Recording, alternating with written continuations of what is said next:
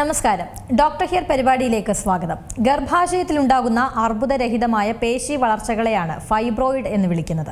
അവ സൂക്ഷ്മതലത്തിലുള്ളതോ വയറിലെ അറ മുഴുവൻ നിറയ്ക്കാൻ വലിപ്പമുള്ളതോ ആകാം. ഒരേ സമയം നിരവധി മുഴകളും ഉണ്ടാകാനും സാധ്യതയുണ്ട്. ഇന്ന് ഈ വിഷയമാണ് നമ്മൾ ചർച്ച ചെയ്തത്. കാലിക്കറ്റ് ഹോസ്പിറ്റൽ ആൻഡ് നഴ്സിംഗ് ഹോമിലെ കൺസൾട്ടന്റ് ഗൈനക്കോളജിസ്റ്റ് ഡോക്ടർ നീതു അഖിലാണ് അതിഥി. ഡോക്ടർ, സ്വാഗതം പരിപാടിയിലേക്ക്. ഡോക്ടർ, PCOD, ഗർഭാശയ മുഴകൾ ഇവയെല്ലാം നമ്മൾ കേട്ടിട്ടുള്ളൊരു കാര്യമാണ്. അപ്പോൾ അതുപോലെ തന്നെയുള്ള ഒന്നാണോ ഫൈബ്രോയിഡ്? എന്താണ് ഫൈബ്രോയിഡ്? ഈ ഫൈബ്രോയിഡ് എന്ന് പറയുന്നത് ഇന്ന് സ്ത്രീകളിൽ വളരെ കോമൺ ആയിട്ടുള്ള ഒരു ആരോഗ്യ പ്രശ്നമാണ്. ഓൾമോസ്റ്റ് ഒരു റീപ്രൊഡക്റ്റീവ് ഏജ് ഗ്രൂപ്പ് നമ്മൾ എടുക്കുകയാണെങ്കിൽ ഒരു 40 to 80% സ്ത്രീകളിൽ ഇന്ന് ഫൈബ്രോയിഡ് ഉണ്ട്.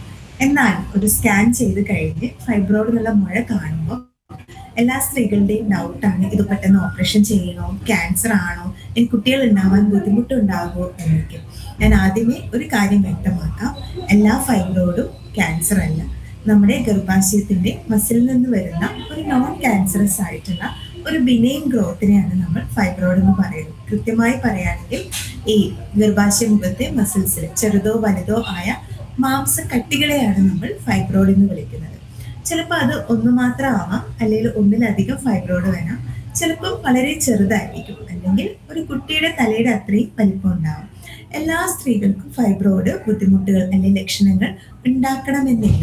നമ്മൾ ഒരുപാട് കാലം ഫൈബ്രോയിഡ് ബുദ്ധിമുട്ടുകളൊന്നും ഉണ്ടാക്കാതെ അത് വളർന്ന് ഒരു 20 ആഴ്ചയോളം 20 ആഴ്ച ഗർഭത്തിന്റെ അത്രയും വലിപ്പമുള്ള മുഴകൾ വരെ ഉണ്ടായിട്ടുണ്ട്. ഇപ്പോൾ ഡോക്ടർ ഇതിൻ്റെ കാര്യങ്ങൾ പറഞ്ഞു. അപ്പോൾ ഈ ഫൈബ്രോയിഡുകളുടെ ലക്ഷണങ്ങൾ അതെങ്ങനെയാണ് നമ്മൾ കാണുന്നത്? ഇത് എങ്ങനെയാണ് ഇത് നിർണ്ണയിക്കുന്നത്? ഈ ഫൈബ്രോയിഡ് നമ്മൾ കോമൺലി കണ്ടുവരാറുള്ളത് റീപ്രൊഡക്റ്റീവ് ഏജ് ഗ്രൂപ്പിലുള്ള സ്ത്രീകളിലാണ്. ഇതൊരു ഈസ്ട്രജൻ ഡിപ്പെൻഡന്റ് ട്യൂമറാണ്. അപ്പോൾ ഇത് പ്രധാനമായി കാണുന്നത് ഈസ്ട്രജൻ അധികമുള്ള സ്ത്രീകളിലാണ്. ഫോർ എക്സാമ്പിൾ ഒബീസിറ്റി ഒരു റീസൺ ആണ്. അതേപോലെ തന്നെ വന്ധ്യത, ഇൻഫെർട്ടിലിറ്റി ട്രീറ്റ്മെന്റ് എടുക്കുന്ന ആൾക്കാരിലും ആ ഒരു ഈസ്ട്രജൻ ഹൈപ്പർ ആക്ടിവിറ്റി ഉണ്ടാവും. നമ്മൾ നോക്കുകയാണെങ്കിൽ ഫാമിലിയിൽ അമ്മയ്ക്കോ സിസ്റ്റേഴ്സിനോ ഉണ്ടെങ്കിൽ വരാനുള്ളൊരു സാധ്യത 40 to 50% മറ്റൊരു സ്ത്രീയെ അപേക്ഷിച്ച് കൂടുതലാണ്. ഇനി ഇതിൻ്റെ ലക്ഷണങ്ങളിലേക്ക് വരുമ്പോൾ അതാണ് നമ്മൾ കൂടുതലായി അറിഞ്ഞിരിക്കേണ്ടത്. സാധാരണ നമ്മൾ കണ്ടുവരുന്ന ഒരു ട്രെൻഡ് എന്താണെന്ന് വെച്ചാൽ 2 ഡെലിവറി കഴിഞ്ഞാൽ സ്ത്രീകൾ ഗൈനക്കോളജിസ്റ്റിനെ കാണുന്നത് വളരെ കുറവാണ്. ഇനിയിപ്പോൾ 40കളിലോ 45കളിലോ ഒരു പീരീഡ് സമയത്ത് ഒരു ബ്ലീഡിങ്ങോ വേദനയോ മറ്റെന്ത് സ്ത്രീരോഗ കാര്യങ്ങൾ വന്നാലും അവരിതൊക്കെ മാസക്കുളി നിൽക്കുന്നതിന്റെ ഭാഗമായിട്ടാണ് എന്ന് പറഞ്ഞ് അധികം ആരും ഡോക്ടറെ കാണാൻ പോകാറില്ല. ആ ഒരു ട്രെൻഡ് മാറിയാൽ തന്നെ നമുക്ക് ഈ ഫൈബ്രോയിഡിന്റെ ട്രീറ്റ്മെന്റ് കാര്യങ്ങളൊക്കെ കുറച്ചുകൂടി നല്ല രീതിയിൽ ചെയ്യാൻ പറ്റുന്നതാണ്. അപ്പൊ നമ്മൾ അറിഞ്ഞിരിക്കേണ്ടതെന്ന് വെച്ചാൽ പീരീഡ് സമയത്ത് അമിതമായ രക്തസ്രാവം മുന്നത്തെ പീരീഡ്സിനെ അപേക്ഷിച്ച് നമുക്ക് നമ്പർ ഓഫ് പാഡ് മാറ്റുന്നത് ഭയങ്കര കൂടുതലായിരിക്കും. പണ്ട് 3 or 4 യൂസ് ചെയ്യുന്നത് 6 or 8 പാഡുകൾ മാറ്റി ചേഞ്ച് ചെയ്യേണ്ട അവസ്ഥ വരിക. അതേപോലെ ജോലി പീരീഡ്സ് ആയ സമയത്ത് ഒരു 3ന്റെ അന്ന് 4ന്റെ അന്നൊക്കെ ബ്ലീഡിങ് നിൽക്കാതെ കട്ടയായിട്ട് പോയിക്കൊണ്ടിരിക്കുക. നമുക്ക് ഹീമോഗ്ലോബിൻ കുറഞ്ഞു പോയിട്ട് തളർച്ച പോലെ അനുഭവപ്പെടുക. പീരീഡ്സ് സമയത്ത് അസഹനീയമായ വേദന, ഇതൊക്കെ ഫൈബ്രോയിഡ്സിന്റെ ലക്ഷണങ്ങളാണ്. ഇനി ഇതൊന്നും ഇല്ലെങ്കിൽ ചില ഫൈബ്രോയിഡ്സുകൾ നമുക്ക് അടിവയറ്റിൽ ചെറിയൊരു ഭാരം പോലെ മാത്രമേ തോന്നുള്ളൂ. അത് പ്രധാനമായിട്ടും ഈ ഫൈബ്രോയിഡ് ഗർഭപാത്രത്തിന്റെ പുറത്ത് വളരുന്ന ഫൈബ്രോയിഡ്, അത് നമുക്ക് ഒരു ഭാരം പോലെ തോന്നും. ചിലപ്പോൾ പേഷ്യന്റ് തന്നെ ഞാൻ വയറ് നോക്കുമ്പോൾ എനിക്കൊരു മുഴ പോലെ തോന്നി എന്ന് പറഞ്ഞിട്ടായിരിക്കും OP വരിക. പിന്നെ ഉള്ളത് മൂത്രം ഒഴിക്കുന്ന സമയത്ത് മൂത്രം മുഴുവനായിട്ട് പോവാണ്ടിരിക്കുക, കുറച്ച് മൂത്രം പോവാം, വീണ്ടും ഒഴിക്കാനുള്ള ഒരു ടെൻഡൻസി നമുക്ക് വരും. അപ്പൊ യൂറിനൊക്കെ ടെസ്റ്റ് ചെയ്ത് നോക്കുമ്പോൾ ചിലപ്പോൾ മൂത്രത്തിൽ പഴുപ്പായിട്ട് കാണും. പിന്നെ ഉള്ളതെന്ന് വെച്ചാൽ മലം പോകുന്ന സമയത്ത് നമുക്ക് വേദന അനുഭവപ്പെടാം. ഇതൊന്നും അല്ലാതെ കുറച്ചുകൂടി യങ്ങർ സ്ത്രീകളിലോട്ട് വരും, യങ്ങർ ജനറേഷനിലോട്ട് വരുമ്പോൾ ഇൻഫെർട്ടിലിറ്റി, വന്ധ്യതയ്ക്ക് ഇപ്പോൾ ഫൈബ്രോയിഡ് ഒരു കാരണമാണ്.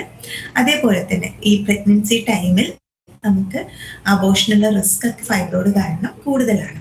ഇനി അതിന് എങ്ങനെ നമ്മളിപ്പോൾ ഈ സിംറ്റംസ് ഒക്കെ ഉള്ള ഒരു സ്ത്രീ ഒരു നമ്മുടെ OPയിലോട്ട് വരുമ്പോൾ ചിലപ്പോൾ വലിയ മുഴയാണെങ്കിൽ നമുക്ക് അത് വയറ് നോക്കുമ്പോൾ തന്നെ നമുക്കത് കിട്ടും. അല്ലെങ്കിൽ ഇനി വലിയ മുഴ അല്ലെങ്കിൽ നമ്മൾ പെൽവിക് എക്സാമിനേഷൻ ചെയ്യുന്ന സമയത്ത് നമുക്ക് യൂട്രസിന്റെ സൈഡുകളിലായിട്ടോ അല്ലെങ്കിൽ യൂട്രസ് തന്നെ മുഴ കാരണം വലുതായിട്ടോ നമുക്ക് കിട്ടും. അത് കഴിഞ്ഞാൽ പിന്നെ നമ്മളുടെ നെക്സ്റ്റ് സ്റ്റെപ്പ് എന്ന് പറയുന്നത് അൾട്രാസോണോഗ്രഫിയാണ്. ഈ അൾട്രാസോണോഗ്രഫിയിൽ നമ്മൾ നോക്കുന്ന കാര്യങ്ങൾ എന്തൊക്കെയാണെന്ന് വെച്ചാൽ ഫൈബ്രോയിഡിന്റെ ലൊക്കേഷൻ, ഞാൻ നേരത്തെ പറഞ്ഞതുപോലെ പല ടൈപ്പ് ഓഫ് ഫൈബ്രോയിഡ്സ് ഉണ്ട്. ഈ ഗർഭാശയ ഭിത്തിയിൽ നിന്ന് ആ മസിൽ ലെയേഴ്സിന്റെ ഇടയിൽ നിന്ന് വരുന്ന മുഴയാണ് ഫൈബ്രോയിഡ് എന്ന് പറയുന്നത്. അപ്പൊ ചിലപ്പോൾ അത് പുറത്തേക്ക് വളരുന്ന മുഴയാവാം. പുറത്തേക്ക് വളരുന്ന മുഴകളെയാണ് നമ്മൾ സബ് സീറോസെൽ ടൈപ്പ് എന്ന് പറയുന്നത്. ആ മുഴകളാണ് നമുക്ക് മൂത്രസഞ്ചിനെയും മലം വരാനുള്ള സമയത്തൊക്കെ ബുദ്ധിമുട്ടുണ്ടാക്കുന്നത്, ബന്ധപ്പെടുന്ന സമയത്ത് വേദന, അതൊക്കെ ബുദ്ധിമുട്ട് വരുന്നത്. പിന്നെയുള്ളത് മസിൽ ലെയറിന്റെ ഇടയിൽ വരുന്ന മുഴകളാണ്. പിന്നെ ഉള്ളത് ഗർഭപാത്രത്തിന്റെ ഉള്ളിലോട്ട് വളരുന്ന മുഴകൾ. ഈ ഉള്ളിലോട്ട് വളരുന്ന മുഴകളാണ് പ്രധാനമായിട്ടും നമുക്ക് ബ്ലീഡിങ്ങും അതേപോലെ ഈ അബോർഷനൊക്കെയുള്ള റിസ്ക് കൂട്ടുന്ന ടൈപ്പ് മുഴകൾ. ഇനി USG എടുത്ത് നമ്മൾ മുഴകൾ കൺഫേം ചെയ്ത് കഴിഞ്ഞാൽ ഇനി ഒന്നിലധികം മുഴകളുണ്ട്, കുറച്ച് യങ് പേഷ്യൻ്റ് ആണെങ്കിൽ നമുക്ക് മുഴകൾ മാത്രമായിട്ടാണ് റിമൂവ് ചെയ്യേണ്ടി വരിക. അങ്ങനെയുള്ള അവസരങ്ങളിൽ നമുക്ക് MRI നമ്മൾ സജസ്റ്റ് ചെയ്യുന്നതാണ്. അതിന് നമ്മൾ ഫൈബ്രോയിഡ് മാപ്പിംഗ് എന്നാണ് പറയാറ്. അതിൽ നമുക്കൊരു 3D ഇമേജ് കിട്ടും. എവിടെ ഫൈബ്രോയിഡ് ലൊക്കേഷൻ, അതിൻ്റെ കറക്റ്റ് പൊസിഷൻ, അത് എൻഡോമെട്രിയൽ ക്യാവിറ്റിയിൽ എൻറ്റേർഡ് ആണോ അല്ലയോ, അതൊക്കെ നമുക്ക് MRI വഴിയാണ് കൂടുതലും ആക്യുറേറ്റ് ആയിട്ട് ഡയഗ്നോസ് ചെയ്യാൻ പറ്റുന്നത്. ഈ ലക്ഷണങ്ങൾ പറഞ്ഞല്ലോ, അപ്പോൾ അതിൽ തന്നെ ഞാൻ ചോദിക്കുകയാണ്, ഇപ്പോൾ പീരീഡ്സ് ആകുമ്പോൾ ഓവർ ബ്ലീഡിങ് ആവുന്നത് മാത്രമാണോ, അതോ പീരീഡ്സ് ലേറ്റ് ആവുന്നത് അല്ലെങ്കിൽ അങ്ങനത്തെ കാര്യം പീരീഡ്സ് മിസ്സാവുന്നത്, അതൊക്കെ ഇതിൻ്റെ ഒരു ഭാഗമാണ് അല്ലെങ്കിൽ ഇതുകൊണ്ടാണ് എന്ന് നമുക്ക് പറയാൻ പറ്റുമോ? ഇപ്പൊ പീരീഡ്സ് വന്നു കഴിഞ്ഞാൽ ഒരു 2-3 മാസം പീരീഡ്സ് കഴിഞ്ഞ് അതിനുശേഷം പ്രൊലോങ്ഡ് ബ്ലീഡിങ്, അത് ഫൈബ്രോയിഡിന്റെ ഒരു റീസൺ ആണ്. ഇനിയിപ്പം ഈസ്ട്രജൻ ഡിപ്പെൻഡന്റ് ട്യൂമർ ആയതുകൊണ്ട് അണ്ടർലൈങ് ആയിട്ട് വല്ല ഒവേറിയൻ സിസ്റ്റോ അല്ലെങ്കിൽ PCOD അങ്ങനെ എന്തെങ്കിലുമുള്ള പേഷ്യൻസിന് പ്രൊജസ്ട്രോണിന്റെ അളവ് കുറവായിരിക്കും.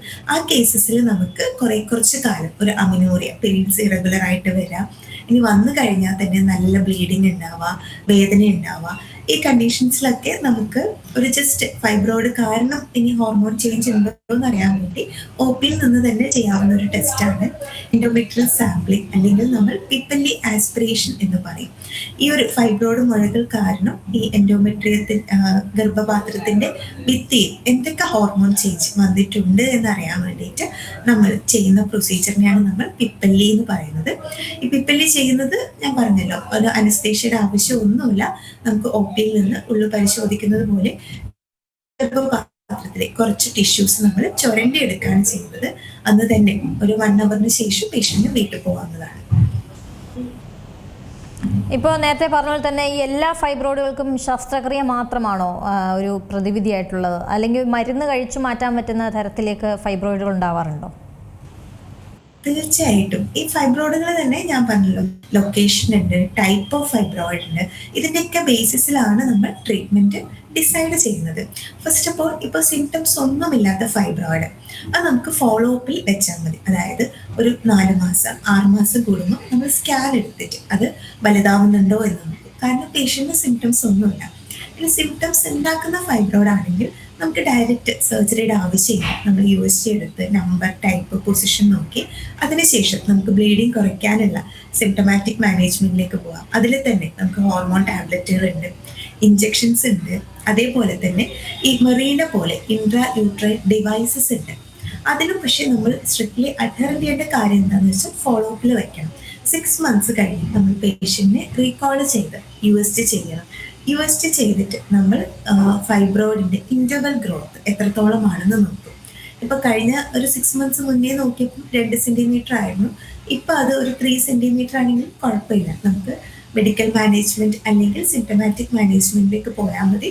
പക്ഷെ 2 സെന്റിമീറ്ററിന് മുകളിൽ ഫൈബ്രോയിഡ് ഗ്രോ ചെയ്യുകയാണെങ്കിൽ നമ്മൾ ഉടനെ തന്നെ നെക്സ്റ്റ് ലൈൻ ഓഫ് ട്രീറ്റ്മെന്റിലോട്ട് മാറേണ്ടതാണ്. അപ്പൊ നമുക്ക് ഫൈബ്രോയിഡിൽ first of all medical management കഴിഞ്ഞാൽ ഫെയിൽഡ് ആവുകയാണെങ്കിൽ അത് സർജിക്കൽ മാനേജ്മെന്റിലോട്ട് പോകാവുന്നതാണ്. ഡോക്ടർ, ഈ ഗർഭാശയ മുഴകൾക്ക് ഈ കീ ഹോൾ സർജറി ചെയ്താലുള്ള ഗുണങ്ങൾ എന്തൊക്കെയാണ്? നമുക്ക് ഇന്ന് കീ ഹോൾ സർജറി കോമൺ ആയിട്ട് എല്ലാ ഹോസ്പിറ്റലിലും അവൈലബിൾ ആവുന്ന ഒരു സർജറിയാണ്. കീ ഹോൾ നമുക്കറിയാം, അതൊരു താക്കോൽദാന ശസ്ത്രക്രിയയാണ്. അതിൽ നമുക്ക് മുറിവോ കാര്യങ്ങളോ ഓപ്പൺ സർജറിനെ അപേക്ഷിച്ചിട്ട് ചെറുതാണ്. അതേപോലെ തന്നെ ഹോസ്പിറ്റൽ സ്റ്റേ കുറവായിരിക്കും. നമുക്ക് ബാക്ക് ടു വർക്ക് മാക്സിമം ഒരു 1 to 2 വീക്സിനുള്ളിൽ നമുക്ക് വർക്കിലോട്ട് തിരിച്ച് ജോയിൻ ചെയ്യാനും പറ്റും. അപ്പോൾ ഒരു 40 വയസ്സുള്ള ഒരു സ്ത്രീ, അവർക്ക് ഗർഭപാത്രം റീറ്റെയിൻ ചെയ്യണം, ഫൈബ്രോയിഡ് മുഴ മാത്രം എടുത്താൽ മതി എന്ന് പറയുന്നവർക്കാണ് നമ്മൾ ലാപ്രോസ്കോപ്പിക് മയോമെക്ടമി, ആ ഫൈബ്രോയിഡ് മാത്രമായിട്ട് റിമൂവ് ചെയ്യുന്നത്.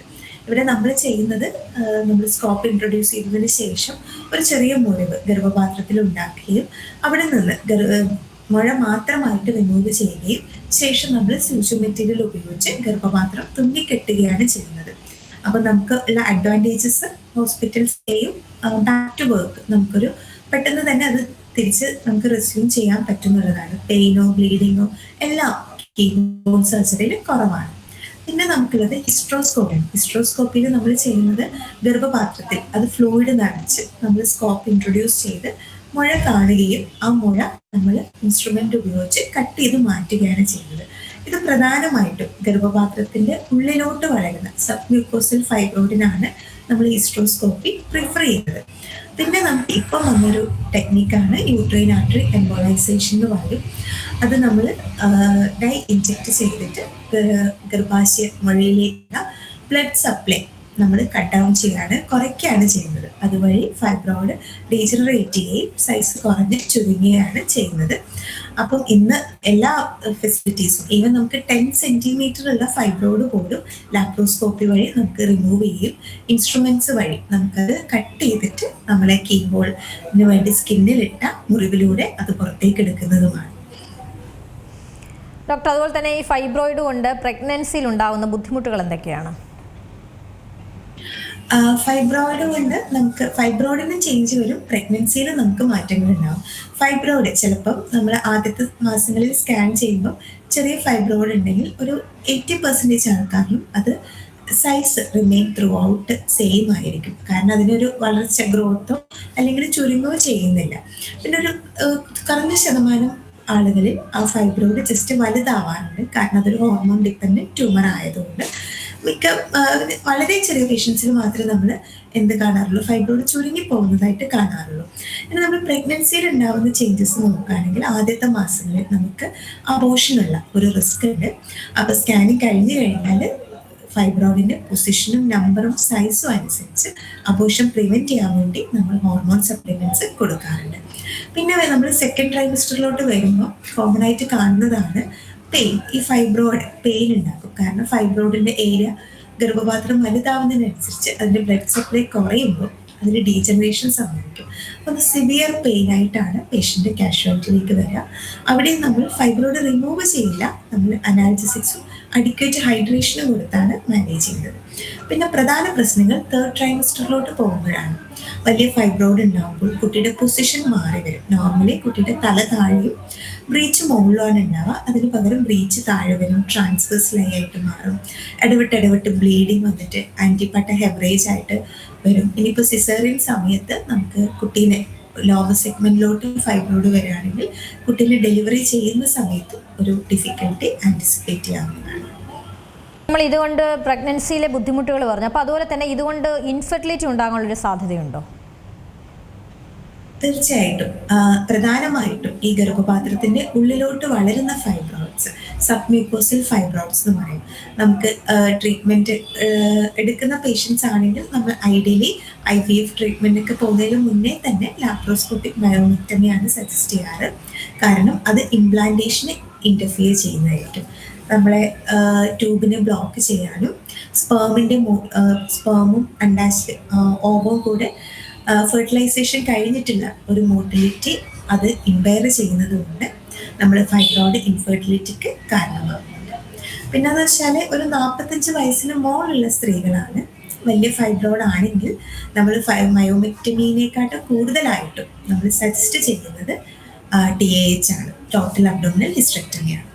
ഇപ്പോൾ ഡോക്ടർ സൂചിപ്പിച്ചതുപോലെ തന്നെ ഈ പ്രഗ്നൻസിക്ക് ശേഷം അല്ലെങ്കിൽ ഈ ഡെലിവറിക്ക് ശേഷമൊക്കെ ഈ സ്ത്രീകളെ ഡോക്ടർമാരെ കാണുക എന്ന് പറഞ്ഞത് വളരെ ചുരുക്കമാണ്. അത് എന്തെങ്കിലും പ്രശ്നങ്ങൾ കുറേ കാലമായി തന്നെ ഉണ്ടെങ്കിൽ മാത്രമാണ് ഡോക്ടറിനെ സമീപിക്കാറുള്ളത്, പ്രത്യേകിച്ചും ഗൈനക്കിനെ തന്നെ. അപ്പോൾ ആ ഒരു സാഹചര്യത്തിൽ എത്ര പ്രായത്തിലുള്ളവരാണ് ഇങ്ങനെ ഈ ഫൈബ്രോയിഡ്, പ്രത്യേകിച്ച് ഈ ഫൈബ്രോയിഡിൻ്റെ ഒരു ടെസ്റ്റ് അല്ലെങ്കിൽ കൃത്യമായി തന്നെ ഡോക്ടറിനെ കാണണമെന്ന് പറയുന്നത് ഏതൊക്കെ ഏജ് ഗ്രൂപ്പിലുള്ള ആളുകൾക്കാണ്? ഇന്ന് 40 വയസ്സിന് മുകളിലുള്ള സ്ത്രീകളിലാണ് നമ്മൾ ഈ ഫൈബ്രോയിഡ്, അഡിനോമയോസിസ് പോലെയുള്ള ഗർഭാശയ ഭിത്തിയിലെ മുഴകൾക്ക് കുറച്ചുകൂടി കണ്ടുവരാറുള്ളത്. അവര് ഈ മാസമുറിയിലെ ചെറിയ ബുദ്ധിമുട്ടുകൾ പോലും, എസ്പെഷ്യലി പീരീഡ്സ് സമയത്ത് ആദ്യത്തെ 2 ദിവസം നല്ല ബ്ലീഡിങ് വരിക, കട്ടയായിട്ട് പോവുക, 3 to 4 ഡേയ്സോളം പെയിൻ ഉണ്ടാവുക, അല്ലെങ്കിൽ 7 ദിവസം കഴിഞ്ഞിട്ടും മെൻസ്ട്രേറ്റ് പീരീഡ്സ് വന്നുകൊണ്ടേ ഇരിക്കുക, അങ്ങനെയൊക്കെ ആണെങ്കിൽ ഡെഫിനറ്റ്ലി നമ്മൾ അടുത്തുള്ളൊരു ഗൈനക്കോളജിസ്റ്റിനെ കാണിക്കേണ്ടതാണ്. കാരണം നമുക്കിപ്പം സെർവിക്കൽ ക്യാൻസറിൻ്റെതും ഫൈബ്രോയിഡിൻ്റെയൊക്കെ ഇൻസിഡൻസ് കൂടി വരുന്ന സമയമാണ്. ഐഡിയലി ഗൈഡ് ലൈൻസ് പറയുന്നത് നമ്മൾ എവറി 3 years കൂടുമ്പോൾ ഒരു മാരീഡ് വുമൻ പാപ്സ്മിയർ ടെസ്റ്റ് ചെയ്യുകയും നമുക്ക് സെർവിക്സിലുള്ള കോശങ്ങളിലെ ചേഞ്ചസുകൾ നേരത്തെ ഡിറ്റക്ട് ചെയ്യാനും സാധിക്കുമെന്നാണ്. അപ്പോൾ 40 വയസ്സ് കഴിഞ്ഞ സ്ത്രീകൾ ഏതെങ്കിലും ഒരു ഇയർലി ഗൈനക്കോളജിസ്റ്റിനെ കണ്ട് സ്കാൻ ഒന്നും ചെയ്യണമെന്നില്ല, ക്ലിനിക്കൽ എക്സാമിനേഷൻ വയറ് നോക്കുകയും ഉള്ളു പരിശോധിക്കുകയും ചെയ്യുന്നത് വളരെ ഉചിതമായൊരു കാര്യമാണ്. ശരി ഡോക്ടർ, വളരെ നന്ദി എന്തായാലും പങ്കെടുത്തതിന്. ഈ ഫൈബ്രോയിഡ് എന്നുള്ളൊരു വിഷയമായിരുന്നു നമ്മളിന്ന് ചർച്ച ചെയ്തത്. കാലിക്കറ്റ് ഹോസ്പിറ്റൽ ആൻഡ് നഴ്സിംഗ് ഹോമിലെ കൺസൾട്ടൻറ്റ് ഗൈനക്കോളജിസ്റ്റായിട്ടുള്ള ഡോക്ടർ നീതു അഖിലാണ് നമ്മുടെ സംശയങ്ങൾക്ക് മറുപടി നൽകിയത്. ഡോക്ടർ വളരെ നന്ദി പരിപാടിയിൽ പങ്കെടുത്തതിന്. ഡോക്ടർ ഹിയർ പരിപാടി അവസാനിക്കുന്നു. നമസ്കാരം.